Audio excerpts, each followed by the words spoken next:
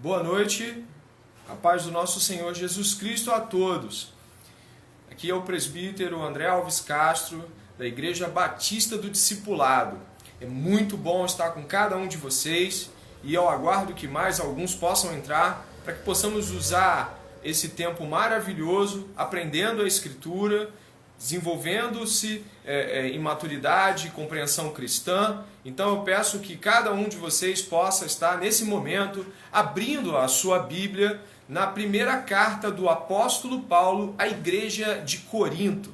E aqueles que puderem colocar num comentário, eu vou fixar aqui o comentário onde a pregação de 1 aos Coríntios, capítulo 1, do 1 ao 4, possa servir de ajuda aos outros. A paz do Senhor, a Pamela, a Janaína, a todos os demais, Lucemita, que estão entrando aí, ao Euler, ao Carlos, todos que estão aqui nesse momento nos abençoando com a sua presença no canal da igreja aqui no Instagram. A Aline também, um grande prazer ver que estão aí. Ana Carolina, Dona Sandra, Ana Vitória, obrigado aqui, vou usar, obrigado, fixei o comentário. É muito bom poder ver que cada rostinho, não somente da igreja local, mas outros também estão. Então é muito bem-vindo, cada um de vocês são muito bem-vindos. O trecho está assinalado aí. A primeira epístola do apóstolo Paulo à igreja de Corinto, do capítulo 1, verso 1 ao verso 4. Eu peço que você, nesse momento, me acompanhe nessa leitura, por favor. 1 aos Coríntios, capítulo 1, do verso 1 ao verso 4. Paulo, chamado pela vontade de Deus para ser apóstolo de Cristo Jesus, e o irmão Sóstenes, a igreja de Deus que está em Corinto, aos santificados em Cristo Jesus, chamados para ser santos, com todos os que em todos os lugares invocam o nome do Senhor Jesus Cristo, Senhor deles e nosso. Que a graça e a paz de Deus, nosso Pai, e do nosso Senhor Jesus Cristo estejam com vocês. Sempre dou graças ao meu Deus por vocês, por causa da graça de Deus que foi dada a vocês em Cristo Jesus. Nesse momento, ore. Ore pedindo que Deus fale ao nosso coração, fale ao seu coração, fale com as pessoas que estão conectadas conosco nesse momento, fale com Deus de todo o coração. Senhor nosso Deus e Pai, obrigado por esse momento com as Escrituras. Que a nossa vida seja transformada pelo poder do Evangelho de Jesus Cristo e que esse seja um momento onde a graça e a misericórdia de Deus, que já nos sustentam, sejam também motivo de glorificação e exultação pelo povo de Deus, Senhor, espalhado em cada casa, espalhado em cada lugar, Senhor. Vivifica-nos com a Tua bondade e com o Teu amor, Senhor, nos mostra a redenção que há em Cristo Jesus, o nosso Senhor. E é nesse nome que nós oramos. Amém. Primeira Epístola aos Coríntios será o nosso encontro de domingo à noite pelo mês de abril e maio. Você pegue seu caderno, caso você seja daquelas pessoas que gostam de anotar. Muita coisa valiosa, muita coisa importante vai ser dita e eu tenho certeza que pode enriquecê-lo muitíssimo. Se engana totalmente, eu começo aqui dizendo que acredita que o maior desafio sempre é pregar para pagãos. Algumas pessoas acreditam que o desafio para a pregação do Evangelho é quando esse Evangelho é pregado aos descrentes, aqueles que não têm parte na aliança com Deus, aqueles que não são convertidos. Sim, eu confesso que todos nós já lemos as Escrituras e sabemos muito bem de que apedrejamentos, sofrimentos, martírios, rejeições e todo tipo de infortúnios são, de fato, sofridos por aqueles que proclamam o Evangelho. As boas novas não agradam o coração do homem. Eu concordo com a sua fala se você me disser, sim, o Evangelho traz sofrimento e padecimento para aqueles que pregam, porque a mensagem é rejeitada. A luz veio ao mundo, mas os homens amaram mais as trevas do que a luz, diz o Evangelho de João. Sua fala está correta. Mas o que nós vamos ter aqui na primeira epístola do apóstolo à igreja de Corinto é uma carta que, pelo contrário, ela não é para pagãos, ela é para cristãos. Paulo endereça essa carta como resposta a uma outra carta da própria igreja de Corinto, e ele traz a dimensão cristã e aponta para a igreja um monte de colocações dificílimas de se suportar, a não ser que entendamos o contexto da carta. A carta de 1 aos Coríntios, diz Gordon Fee, que tem um excelente comentário pela editora Vida Nova, ela fala essencial e basicamente entre um conflito entre a igreja e o seu fundador. 1 aos Coríntios é um conflito, um confronto entre a igreja e o plantador dessa igreja, o apóstolo Paulo.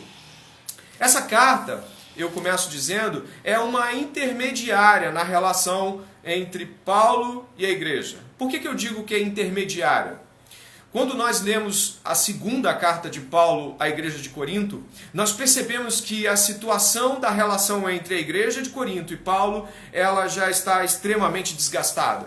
A igreja, na segunda carta, deixa muito claro, na colocação que Paulo traz, de que a igreja já o rejeitou totalmente e abraçou superapóstolos. Mas isso é assunto para quando abordarmos a segunda carta. Para aqueles que estão entrando nesse momento, estamos aí em 1 aos Coríntios, logo no capítulo 1, capítulo 1 também. Essa carta então, a primeira carta, ela ainda não traz o ambiente totalmente destruído. Há ainda certa relação entre Paulo e a igreja de Corinto, mas essa relação está com dias contados. O apóstolo Paulo está sendo alvejado por afirmações que combatem a autoridade do apóstolo.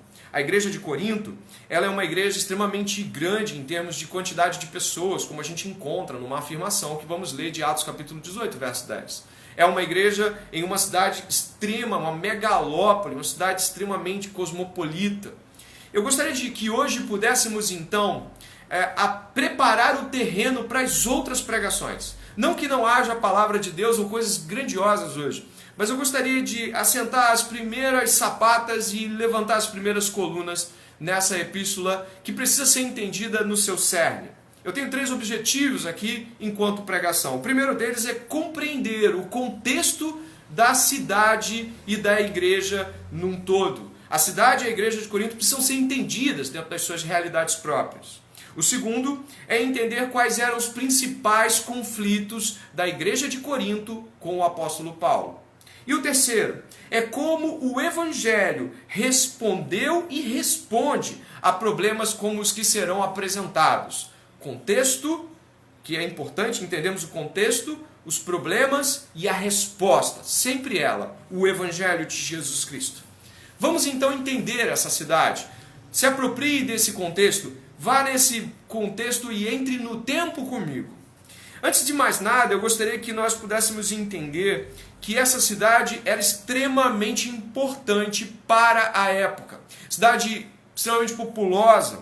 Ela era uma cidade antiga também. Porém, o general romano Lúcio Múmio, ele destruiu essa cidade em 144 a.C. Deixou pedra sobre pedra, a cidade ficou arrasada e sem ninguém. Isso foi em 144 a.C. Então a gente está aí há uns 200 anos de Paulo.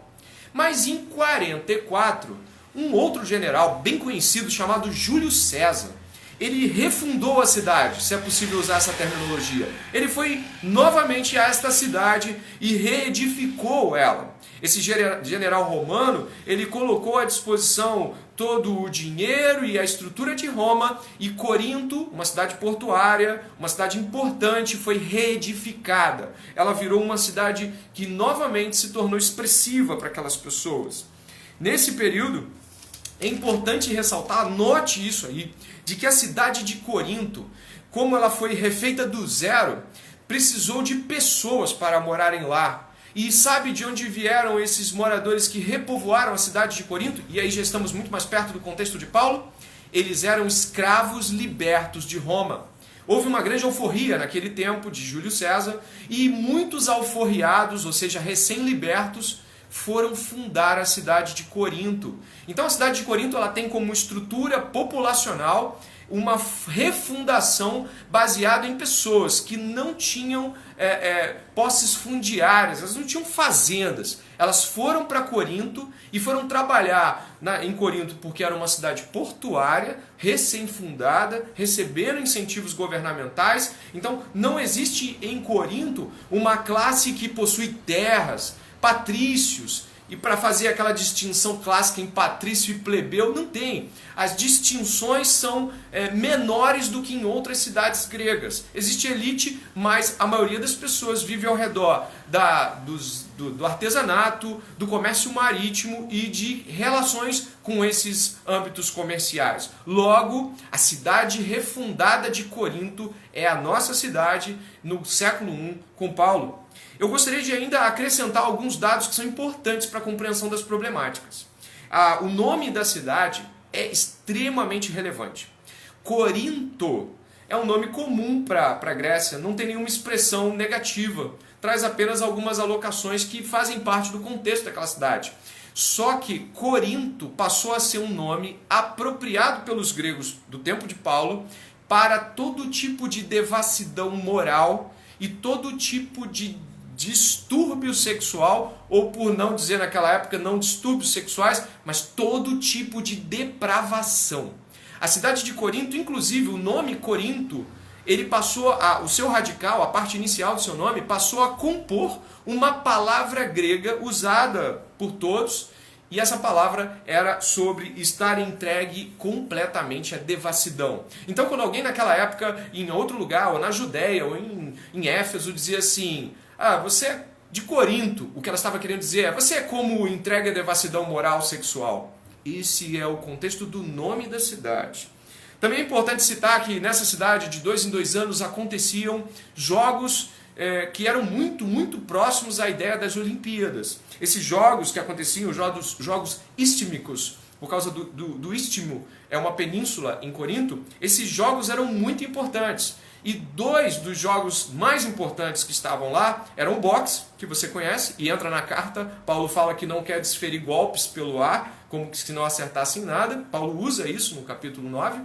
E também a retórica. Uma das principais disputas da cidade de Corinto era o duelo retórico, o duelo verbal, onde os caras envolviam arte da fala, conteúdo filosófico e capacidade de persuasão. Olha o contexto da cidade. Eu avanço para o final do contexto para te dizer que essa cidade, segundo Estrabão era um filósofo historiador da época, viveu no ano 50, 64, contemporâneo de Paulo. O Estrabão, ele escreveu 17 livros sobre todas as principais cidades daquele contexto.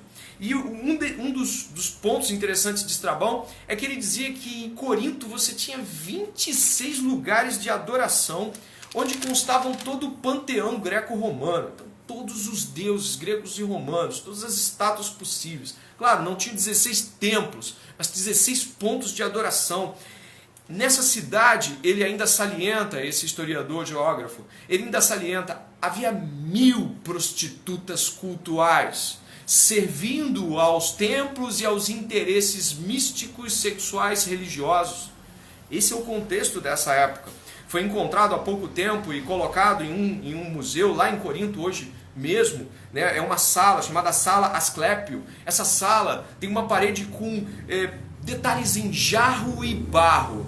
E sabe o que são mais peculiares? Centenas de detalhes em jarro e barro de órgãos sexuais masculinos e femininos que eram ofertados como oferta à cura. Pessoas foram curadas nessas partes, demonstrando que uma das maiores calamidades em termos de doença eram as doenças venéreas. É assustador ao se ouvir esse contexto, porque quando nós percebemos esse contexto, vimos que tipo de enfrentamento Paulo teve de ter. Mas olha o que Deus diz em Atos capítulo 18, verso 10, quando Paulo está com medo de enfrentar alguns dos maiorais da cidade, Deus em Cristo vem num sonho a ele e diz assim: não tenha medo, pelo contrário, fale e não fique calado, porque eu estou com você, e ninguém ousará lhe fazer mal. Olha o final, pois tenho muito povo nesta cidade. A cidade que Deus tem muito povo é a que você acabou de ouvir.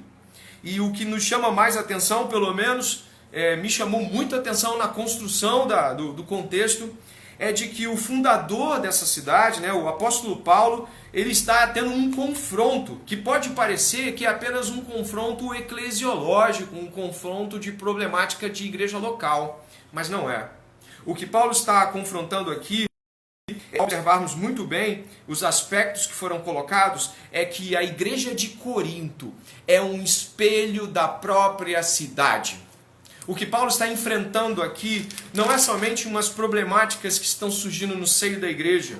O que Paulo está fazendo aqui, e é inevitável de ser comentado, é que Paulo está confrontando gerações e gerações de pessoas que naquela cidade já faziam isso há dezenas de anos. Dos 11 temas da primeira epístola de Paulo aos Coríntios, dos 11 temas, 10 são temas éticos comportamentais. Os 11 principais temas. Apenas um se destaca do ponto de vista teológico ou somente teológico. Os outros 10 temas principais envolvem ética e comportamento ligado à ética. Onde nós estamos em algo muito importante. Ao confrontar a igreja de Corinto, preste bem atenção, Paulo não está apenas confrontando os irmãos daquela comunidade, como nós vamos entender. Paulo está fazendo teologia pública. Sim, teologia pública. Ele está confrontando a comunidade cristã daquela cidade, que é um espelho moral daquela cidade. Nós vemos isso claramente, as disputas de Paulo, Apolo, Cefas, quem é o melhor retórico, quem é o maior nome, as divisões causadas, quem se acha maior, quem não se acha menor, a imoralidade descrita ao ponto de um filho tomar a própria esposa do pai. Nós percebemos que Paulo está diante de um confronto de grandiosidade em termos de retórica pública. Paulo está fazendo teologia pública ao fazer a primeira carta aos Coríntios. E é por aqui que eu quero que você comece a pensar. A primeira parte desse sermão é contextualizá-lo a esta cidade, que é uma mistura ali, nos tempos, analogicamente, de uma Nova York cheia de dinheiro, um portuária comercial, uma Las Vegas cheia de cafetões e jogos e prostituição. É uma cidade que mistura os aspectos que talvez mais deixem difíceis a fuga para um campo onde o evangelho separa as pessoas de seus pecados. As pessoas, para que elas se separassem dos seus pecados e fugissem dessa realidade, elas seriam estrangeiras nessa cidade. Ou seja, Paulo estava pregando e admoestando e corrigindo as pessoas. E estas pessoas estariam, ao seguir Paulo, presta atenção, ao seguir Paulo, elas estariam vivendo fora da cidade. Elas basicamente seriam ETs. Ao romper com toda essa cosmovisão da cidade, elas estariam distantes demais da compreensão de cidadania, de sociabilização, de relações entre as pessoas, entre os amigos que eles já tinham. Era custoso. Vale ressaltar, antes de passarmos para o segundo item, que essa carta não é a primeira carta que Paulo envia. Ele afirma, no capítulo 5, verso 9, de que já havia enviado uma carta, e os contornos eram contra a imoralidade sexual, fornicação e idolatria. Paulo havia confrontado aquelas pessoas com o coração da cidade que havia dentro delas. O coração de Corinto, da cidade de Corinto, batia ainda forte naquelas pessoas, mesmo depois de suas conversões. Paulo estava aqui respondendo também a uma carta que você encontra na epístola, 1 Coríntios capítulo 7, verso 1. Paulo está respondendo a uma carta que muito provavelmente chegou às suas mãos por intermédio de algumas pessoas que nós vamos citar no final. Logo, Paulo está respondendo a uma carta mal criada da igreja de Corinto, meio que dizendo assim: quem é você para dizer que vamos parar de fazer essas coisas? Que tipo de pessoa você acha que é? Que autoridade você tem para tentar fazer com que nós, que já temos uma vivência e uma relação com todas essas coisas, deixemos de fazer? Paulo confronta a cidade, confrontando aquela igreja. É assim que nós devemos pensar quando nós também estamos diante de nossas cidades e dos costumes errados que elas têm. Nós estamos sempre fazendo teologia pública quando respondemos também muito bem à nossa igreja. Quando pastores, líderes, discipuladores e todo tipo de pessoa que busca ser voz profética nas suas igrejas responde devidamente aos pecados e os desvios da sua igreja, também está fazendo teologia pública, porque ninguém está afastado dos seus contextos e os contextos explicam muita coisa. Partindo do contexto, eu quero que você olhe a divisão da carta. A divisão da carta é maravilhosamente colocada por Paulo, porque o que ele vai fazer agora, no capítulo 1, observe por favor, do verso 1 até o verso 9, é trazer toda a carta dividida em algumas etapas. Repare que a introdução que Paulo vai usar aqui, na verdade são todos os assuntos da carta. Observe por favor, o verso 1 diz assim: Paulo, chamado pela vontade de Deus para ser apóstolo de Cristo Jesus, e o irmão Sóstenes. Sóstenes não escreve a carta, mas provavelmente é alguém importante para aquela comunidade. Traz um ethos para a carta, traz, olha, essa pessoa está comigo, ela concorda comigo. O capítulo 1 até o capítulo 4, Paulo entra num confronto com a igreja de Corinto. Então o verso 1, ele traz a dimensão do capítulo 1 até o capítulo 4. O capítulo 1 até o capítulo 4, Paulo apresenta as credenciais apostólicas e a sabedoria partindo da cruz de Cristo.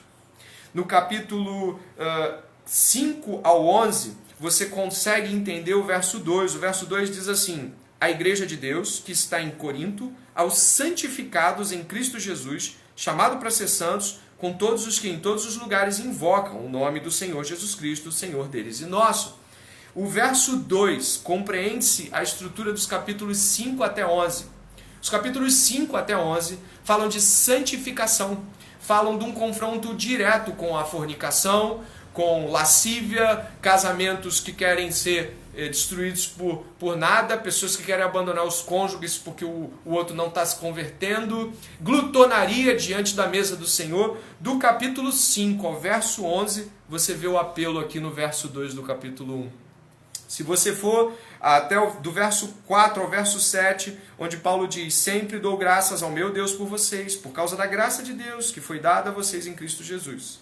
Porque em tudo vocês foram enriquecidos nele, em toda a palavra, em todo o conhecimento, assim como o testemunho de Cristo que tem sido confirmado em vocês, de maneira que não lhes falta nenhum dom. Eu vou até aqui.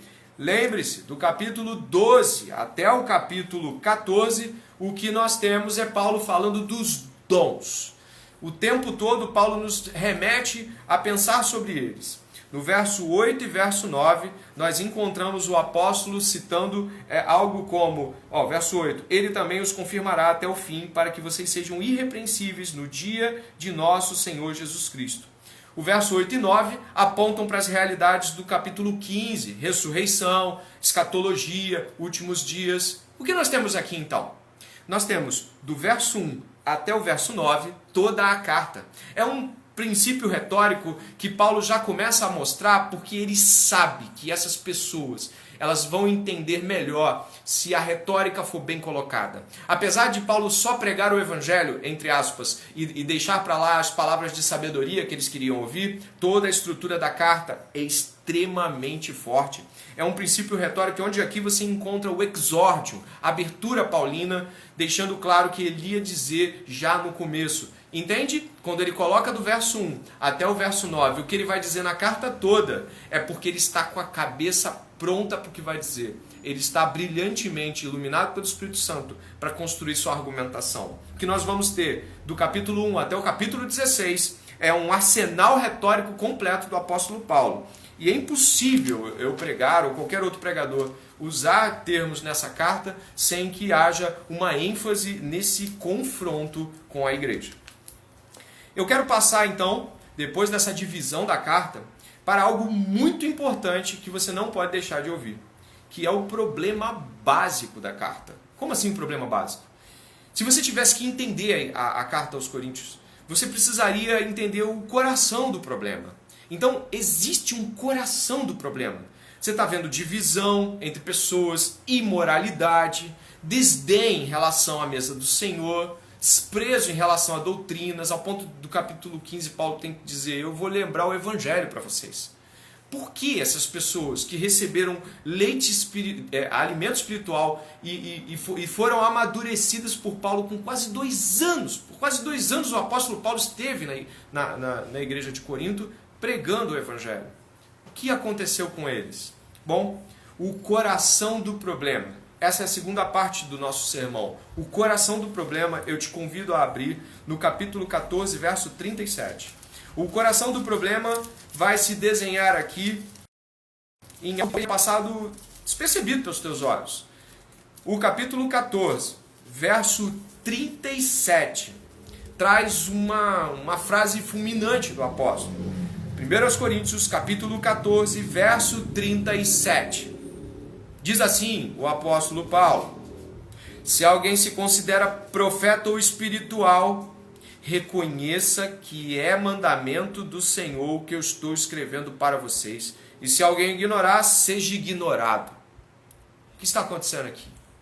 Essa palavra, se considera espiritual, vai se repetir diversas vezes na carta. A palavra em grego, pneumáticos, ou seja, alguém espiritualizado, alguém do Espírito, alguém munido de discernimento, alguém cheio do Espírito. Alguém que pode se dizer, eu sou uma pessoa espiritual. Paulo está dizendo assim, se vocês acreditam que vocês são profetas e são espirituais, então creiam que o que eu estou dizendo vem da parte de Deus. Qual é o problema dessa carta? Qual é o problema central dessa carta? Os da igreja de Corinto criam ser pessoas extremamente espirituais. Elas criam ser pessoas que consideravam-se tão espirituais que julgavam o apóstolo Paulo como menos espiritual. A segunda carta aos Coríntios deixa muito clara a rejeição que o apóstolo vai sofrer. Paulo está sendo rejeitado por essas pessoas que se julgam mais espirituais do que ele.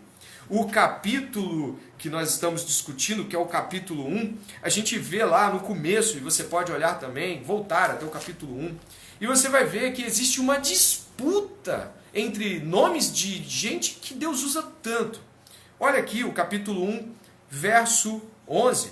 Pois, meus irmãos, fui informado a respeito de vocês por alguns membros da casa de Cloe, de que há brigas entre vocês. Refiro-me ao fato de que cada um de vocês dizer, eu sou de Paulo, eu sou de Apolo, eu sou de Cefas, eu sou de Cristo. Será que Cristo está dividido? Que é o tema do sermão central. Será que Paulo foi crucificado por vocês ou será que vocês foram batizados em nome de Paulo? Olha o que está acontecendo. Você acha que é sobre batismo? Não! É sobre ele estar dizendo, o cara que me batizou é mais espiritual do que o seu. Eu sou de Cefas. Você não tem noção do que é Cefas, que é Pedro. Você não sabe. Paulo é topo. E Apolo bate os dois. Não, mas eu sou de Cristo, que é mais espiritual ainda do que eles. Paulo está diante de pessoas que estão medindo espiritualidade. Fazem isso em 3 pontos que eu gostaria de ressaltar a você. Eles se encontram, como eu disse, é um olhar panorâmico sobre a carta. Paulo está confrontando pessoas que dizem, eu já sei. Não, isso aí eu conheço. Eu já estou há muito tempo nisso aí. Eu conheço o que você está falando. Eu entendo, Paulo. Eu entendo, Paulo. Mas eu discordo de você. Basicamente, a arrogância dessas pessoas subiu a um limite absurdo. Acompanhe comigo 3 trechos que demonstram que tipo de arrogância tomou a igreja de Corinto. Capítulo 3, verso 18. É bem pertinho. O capítulo 3, verso 18, é uma das 10, 12 repetições que Paulo fala da mesma forma. Capítulo 3, 18 diz que ninguém engane a si mesmo. Se algum de vocês pensa que é sábio nesse mundo, faça-se louco para se tornar sábio. Porque a sabedoria deste mundo é loucura diante de Deus. Primeiro ponto da pseudo-espiritualidade desses caras, eles achavam-se sábios. Sábios aos seus próprios olhos. Talvez você pense, o problema da igreja de Corinto era a divisão. O problema da igreja de Corinto era a imoralidade. Não, os sacramentos não eram tomados da maneira correta. O problema era o sacramento. O problema é que eles se julgavam sábios. Eles acreditavam já entender as coisas e por isso rejeitavam os conselhos de Paulo. Eles tinham os ouvidos fechados ao conselho de Paulo, que inclusive é o fundador da própria igreja. O segundo ponto, além de ser sábios aos seus próprios olhos, o segundo ponto no capítulo 8, verso 2. Observe, por favor, capítulo 8, verso 2. Eles dizem assim, né? Na verdade, Paulo vai dizendo 8:1, parte B, já desse o começo. Ó, o conhecimento leva ao orgulho, mas o amor edifica. Se alguém julga conhecer alguma coisa, ainda não conhece como deveria conhecer. Mas se alguém ama a Deus, esse é conhecido por ele. Segundo problema da espiritualidade elevada dos coríntios, sabe qual é? Achavam que conheciam, achavam que entendiam. Eles não somente achavam que discerniam, sendo sábios, mas achavam que já conheciam todas as coisas, que tinham um verdadeiro conhecimento. E Paulo está dizendo, o verdadeiro conhecimento não é esse. A gente vai explorar já isso também. No capítulo 14, a qual nós iniciamos essa discussão, pode voltar a ele, verso 37. Eles vão dizer que são espirituais e profetas. Paulo diz, se alguém se considera profeta ou espiritual, reconheça que é mandamento do Senhor o que estou escrevendo para vocês. 3 pontos. Problemática desses homens. Sábios aos próprios olhos, conhecedores aos próprios olhos ou a si mesmo, sabendo de si mesmo mais do que convém. E 3, achavam-se altamente espiritualizados. Pessoas que de fato tinham o Espírito Santo de tal forma que nem precisavam mais respeitar a autoridade de um apóstolo. Isso é a cegueira da igreja de Corinto. A tríade da cegueira, falsa sabedoria, falso conhecimento e falsa espiritualidade, dominam a carta. Se você pegar a carta, você vai perceber que todo o confronto que Paulo tem com essa igreja, apesar do senso ético, apesar de não faça isso ou não faça aquilo, vem de uma predisposição arrogante de compreender a si mesmo como o bastante. Nós vamos então passar agora para essa que é a parte final desse nosso encontro de hoje com a carta. Nós vamos entender como Paulo responde a estas problemáticas. Mas antes de passar para isso, eu gostaria muitíssimo que você ouvisse esse apelo. Não é um apelo de fim de sermão, mas é um apelo de consciência. Você tem problemas com arrogância? Certamente que tem, todos temos. Você tem problemas com ciúme, inveja, partidarismo. Muitas vezes você se vê acometido de sentimentos de porfia e divisão. Se vê falando mal, comparando pessoas e espiritualidades, comparando suas próprias leituras. Não, mas eu leio isso, você lê aquilo, mas eu já cheguei aqui. Você se vê comparando a sua igreja, achando que ela é melhor do que as outras. Você se vê a si mesmo comparando-se a outros, tanto para se autocomiserar, quanto para mostrar que é alguma coisa. Escute o que eu vou lhe dizer. Estamos num ponto do sermão onde você se achava que era só recurso histórico retórico. Estava muito bonito de copiar no caderno. Deus está falando com você aí. Deus está tocando no seu coração e no meu coração.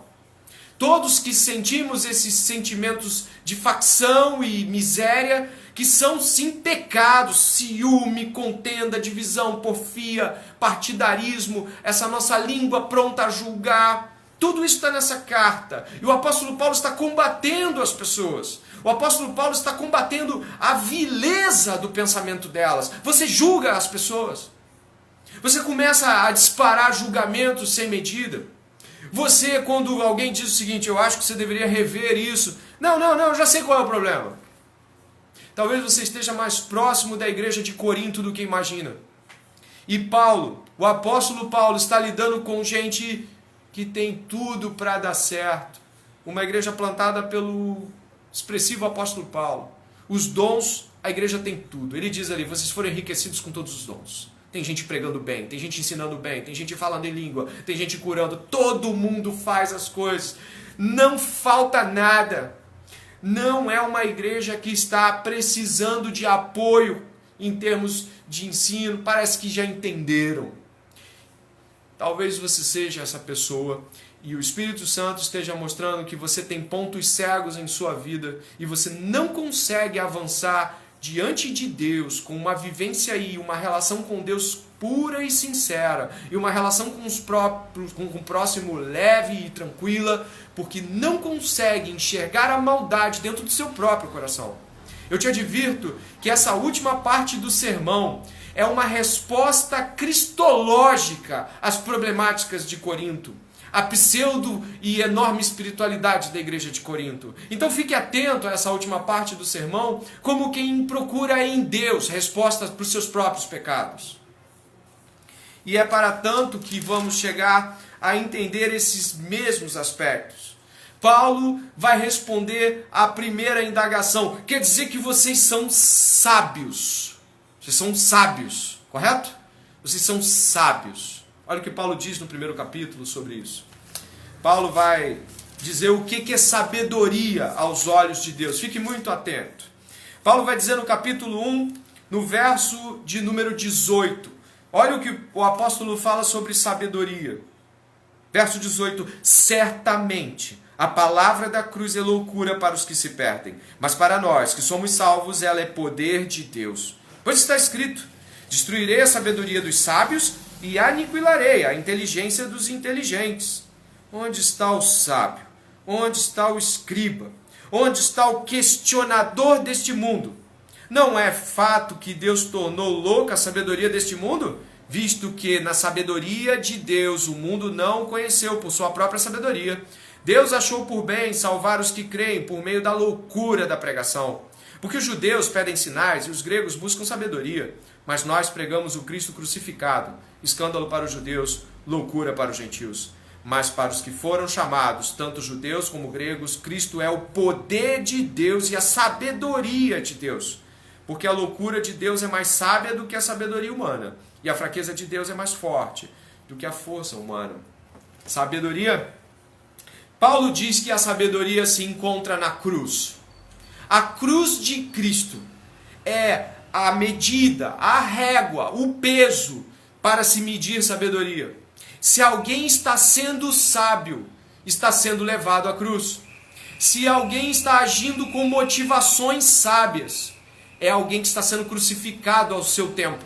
Se eu ou você julgamos que algum tipo de sabedoria está agindo em nosso meio, e a partir de nós, é porque de fato estamos sendo cruciformes, crucificados por Deus. A sabedoria de Deus é a cruz. E Paulo salienta aqui também, você deve ter observado isso, de que a sabedoria de Deus se encontra na pregação do Evangelho. A gente encontra isso aqui na parte B do verso 21. Deus achou por bem salvar os que creem por meio da loucura da pregação.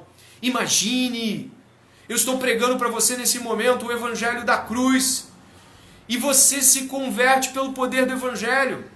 E aí então você começa a mudar. Então a tua ética muda.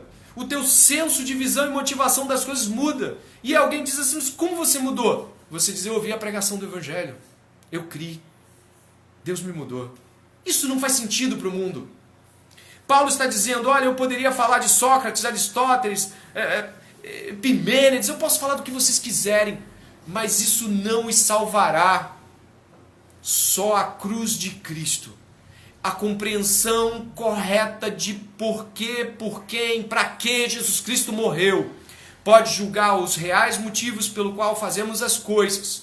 Somente a cruz do nosso Senhor Jesus Cristo pode dizer hoje para você, está com raiva, está com ódio, está com porfia, está com ciúme, está com inveja. A cruz de Cristo mostra aquele monte de gente com ódio de Jesus. Fariseus com inveja do sucesso que ele tinha obtido diante do povo. Só a traição de Judas e a resposta cruciforme e amorosa de Jesus pode trazer a você a certeza de que você pode vencer o seu pecado. Não podemos com nós mesmos, não temos forças em nós mesmos, mas aqui diz que a cruz de Cristo é poder de Deus. Então o Evangelho da cruz é a sabedoria de Deus para o mundo. O Evangelho da cruz é o Evangelho do insucesso. A cruz demonstra o insucesso. A cruz demonstra que Jesus, aos olhos de todos nós, não ganhou dinheiro nenhum, não conquistou absolutamente nada, não teve nada que os homens prezam. E aquilo é sucesso. A cruz de Cristo nos mostra que Jesus Cristo viveu a vontade perfeita do Pai cada segundo da vida dele. E isso é a vontade correta e não a sua e nem a minha. Nossas motivações não são as corretas. As motivações corretas nascem de um coração pesado, medido, burilado pela cruz de Jesus Cristo. John Stott tem um livro só sobre a cruz de Jesus Cristo. Você vai encontrar tomos e mais tomos dos grandes teólogos do mundo ao longo da história só sobre a cruz de Cristo. Você vai encontrar grandes nomes como Lutero, Calvino ou tantos outros que, quando viram a beleza e a grandeza do Evangelho, tornaram-se homens sábios, ainda que seu tempo os visse como tolos. Você deve ter feito essa oração ou ainda vai fazer: Deus, eu quero ser sábio. Deus diz: olha para a cruz, ama, segue, toma, sobe o Gólgota. Você quer ser sábio? Eu também quero. Eu quero ser muito mais sábio do que eu sou. E a cruz de Cristo é a sabedoria que o mundo despreza. Também está desprezando. Seguimos para o conhecimento. Resposta de Paulo: a cruz de Cristo foi dada. A sabedoria vem da cruz. O conhecimento. Se você novamente puder abrir comigo no capítulo 8, você vai perceber que Paulo está desafiando essas pessoas que acham que sabem alguma coisa e dizendo o seguinte no capítulo 8, no verso 1 e 2. Diz assim o apóstolo: no que se refere às coisas sacrificadas a ídolos, sabemos que todos temos conhecimento. O conhecimento leva ao orgulho, mas o amor edifica.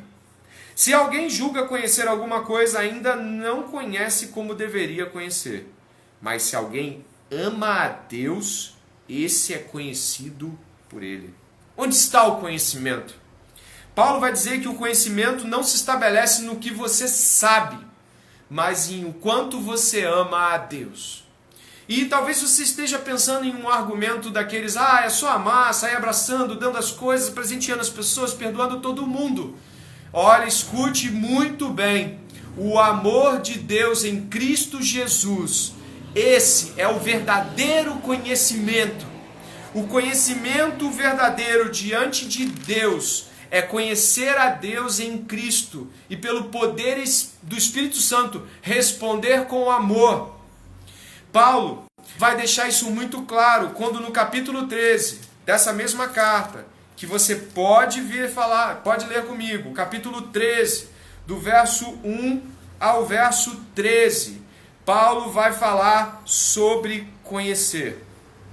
Paulo vai dizer assim, antes ainda no 12:31, eu passo a mostrar-lhes um caminho ainda mais excelente.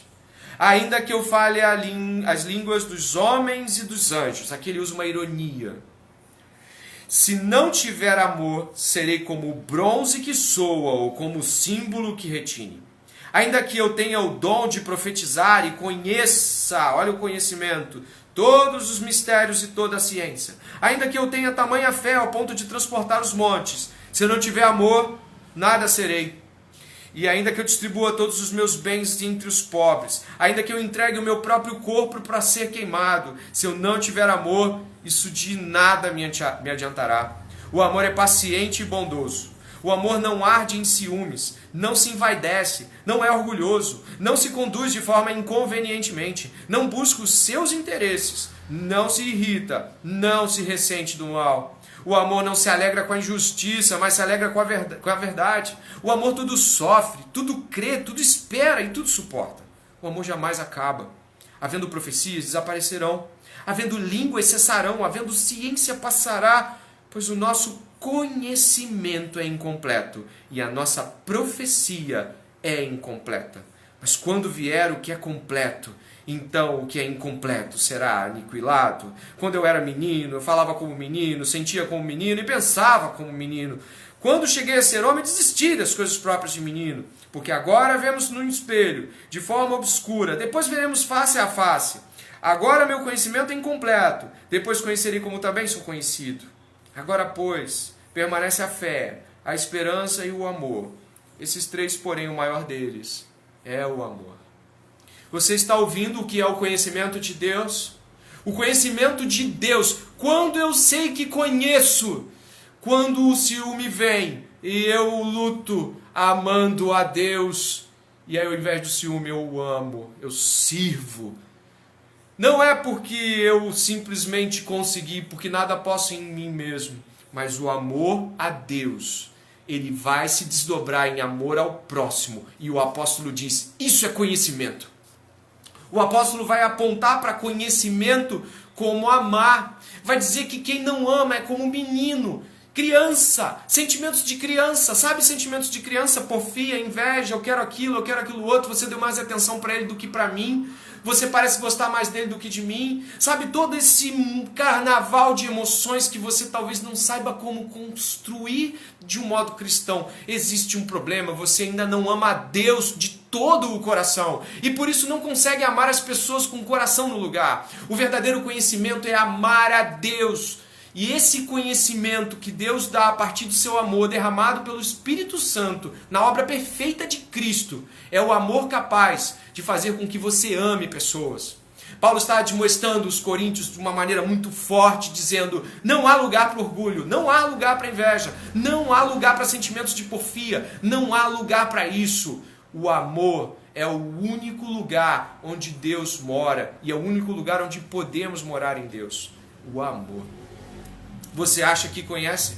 Você leu o que as Institutas? É porque você leu todos os sermões de Martin Lloyd Jones, todos os volumes de Romanos?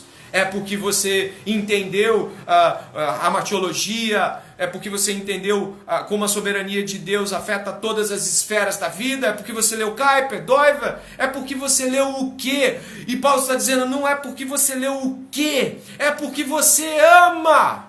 Você ama a Deus! E por isso você consegue amar as pessoas. Você tem um comportamento de acordo com o comportamento de Cristo porque você ama a Deus. Essa é a resposta de Paulo ao problema do conhecimento. O verdadeiro conhecimento é ser conhecido por Deus. Capítulo 8, verso 2. E por último, Paulo vai estar desafiando agora, de uma maneira muito clara, aquilo que nós abrimos no capítulo 14, verso 37. Se vocês julgam profetas e julgam que são espirituais, Paulo vai então falar sobre espiritualidade do modo que Paulo costuma fazer. Eu peço que você acompanhe aquilo no capítulo 4, aquilo que eu considero talvez um dos maiores discursos retóricos de Paulo acerca da espiritualidade. No capítulo 4, do 5 ao 20, Paulo vai estar apontando por um desafio muito grande que essas pessoas têm. O orgulho destes homens e mulheres da igreja de Corinto antecipava ou achava antecipar-se a compreensão das coisas. Olha onde Paulo já entra, no verso 5. Capítulo 4, verso 5. Portanto, não julguem nada antes do tempo, até que venha o Senhor, o qual não somente trará à plena luz as coisas ocultas das trevas, mas também manifestará os desígnios dos corações. E então cada um receberá o seu louvor da parte de Deus. Meus irmãos, apliquei estas coisas figuradamente a mim mesmo e a Apolo por causa de vocês, para que, por nosso exemplo, vocês aprendam isso. Não ultrapassem o que está escrito, para que ninguém se encha de orgulho a favor de um ou em prejuízo de outro. Pois quem é que faz com que você sobressaia? E o que é que você tem que não tenha recebido? E se o recebeu, por que se gloria?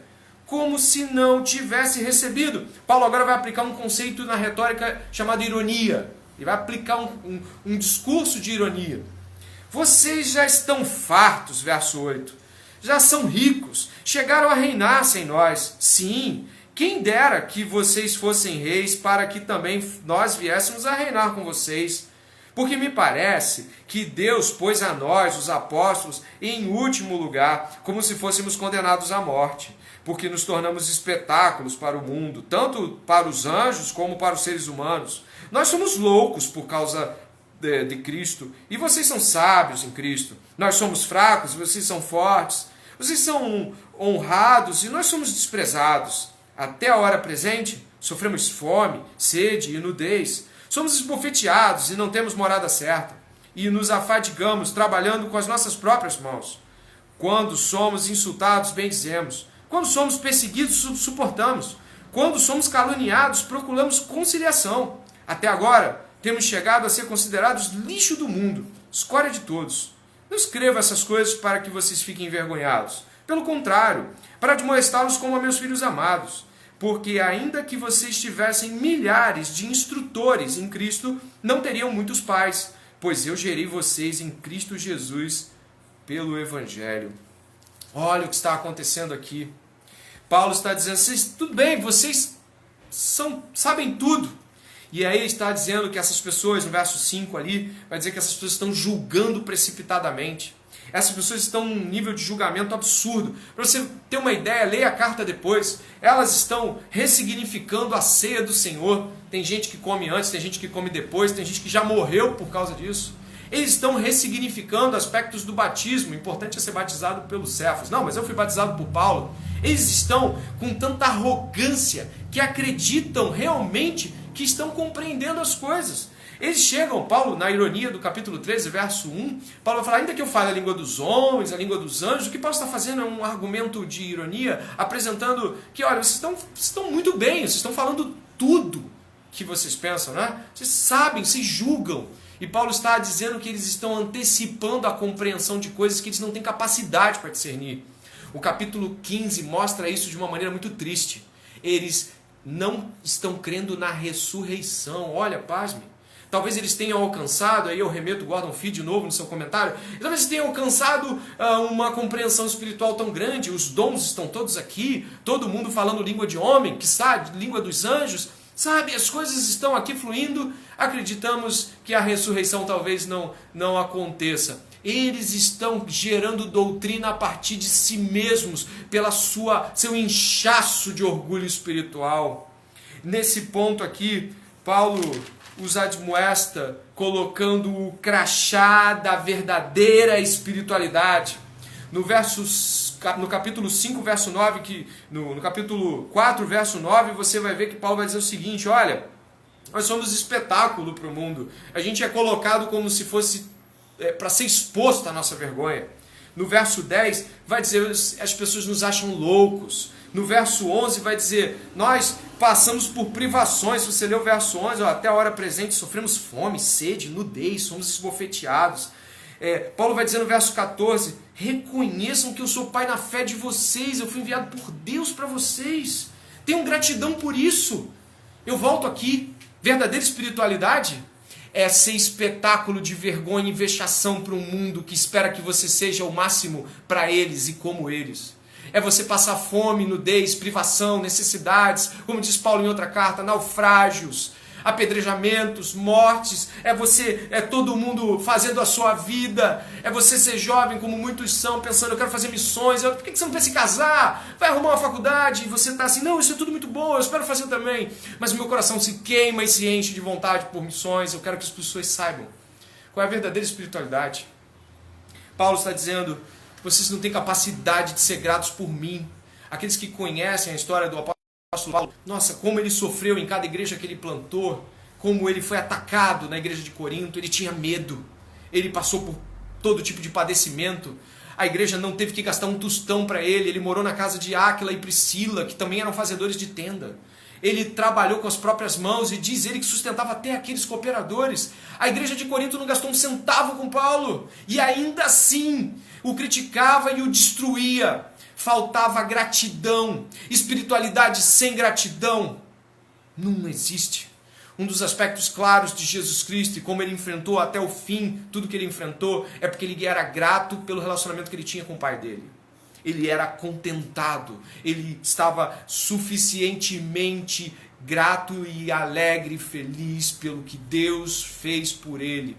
Jesus era alguém grato. Se você é alguém que se julga espiritual, guarde essas palavras. Seja grato por quem te ensina o Evangelho. Seja grato pelos seus pastores. Eu estou aqui diante de muitas pessoas aqui que não são da minha igreja. Não falo somente aos meus, mas falo àqueles que têm pastores e estão vendo também. Seja grato ao seu pastor. Demonstre reverência e respeito ao ouvi-lo. Paulo está sendo atacado por pessoas que nem sequer se prestam a ouvi-lo como deveriam. Nós precisamos de uma verdadeira espiritualidade, disposta a morrer e sofrer por Jesus Cristo, disposta à fome, nudez e todo tipo de padecimento, disposta a ser espetáculo para o mundo, enquanto outros desfilam diante de nós com aquilo que acham que seja o sucesso. É ser grato pelas pessoas que nos guiam, pelos discipuladores, líderes locais, pastores auxiliares, diáconos, pessoas que estão dispostas a padecer para que outros possam conhecer. Como Paulo disse, vocês estão reinando sobre nós. Nós fizemos tantas coisas e agora vocês estão bem e agora se viram de costas para nós. Sim. Terminando, indo para o fim.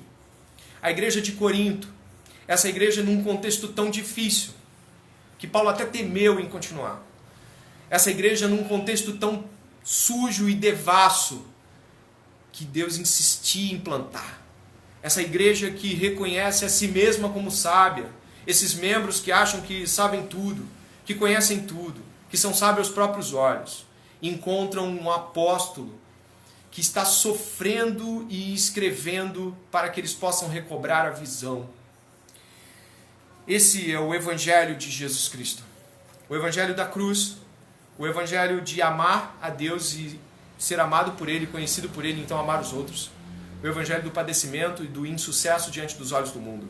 Esse é o único Evangelho que salva. Esse é o Evangelho que está sendo pregado esta noite. E esse Evangelho é o único que depois dessa pregação terminar, quando apertar o botão de encerrar, é o único no qual você pode se dobrar e dizer, salva-me de todos esses perversos, de toda essa contrariedade com 1 Coríntios 13, que o seu coração se encha de lágrimas, que você pergunte a si mesmo por que você não tem inspirado outras pessoas a ser como Paulo, porque talvez você não deseje ser como o apóstolo Paulo, como o apóstolo Pedro, como Apolo, como Priscila, como Áquila. Você não deseja esse tipo de história. Talvez você queira ser como os coríntios, que desejam uma história pronta e à disposição do mundo como o mundo entende sucesso. Eu termino aqui agradecendo a vocês pela atenção, mas clamando, cuide que essa não seja uma mensagem em vão nos seus corações. Oremos. Senhor Deus e Pai, te damos graça e pedimos ao Senhor, Pai, que o nosso coração tenha recebido essa mensagem e que nós tenhamos, eu diria, Pai, a coragem de admitir que nossos piores sentimentos de pecado, inveja, porfia, ódio, toda a nossa insensatez, todo o nosso orgulho, caiam por terra agora pelo nome de Jesus e no sangue de Jesus. E que cada homem e mulher que está ouvindo essa mensagem possa buscar, Senhor, nesse momento se quebrantar. E que a graça e a misericórdia do Senhor dobre esse homem, dobre essa mulher. O orgulho deixa muito claro que alguém não é do Senhor. O orgulho não pode permanecer. O orgulho tem de cair. Porque Jesus, o servo humilde de Jeová, morreu por nós em obediência irrestrita à vontade de Deus. Que esta noite seja uma noite onde possamos procurar pessoas e pedir perdão pela nossa arrogância. Procurar pessoas e pedir perdão pelo modo como tratamos nossos líderes. Paulo aqui é um exemplo de alguém que ama e continua amando, apesar dos insultos e das violências. Que o nosso coração tenha essa disposição no poder do Espírito Santo esta noite. Amém e amém. Que Deus abençoe cada um de vocês. Que o Senhor os guarde e que essa noite você possa ter uma mudança muito profunda, uma mudança extremamente significativa, tanto no modo como você guia pessoas a Cristo, quanto no modo como você é guiado por Cristo e se relaciona com Deus, com as pessoas ao seu redor. Que você seja uma bênção na sua igreja local, para os seus líderes, que você seja alguém que possa entender que ser espiritual é ser como foi descrito esta noite pela parte de Paulo, irmão nosso. Que Deus abençoe a todos, um grande abraço, fiquem com Deus.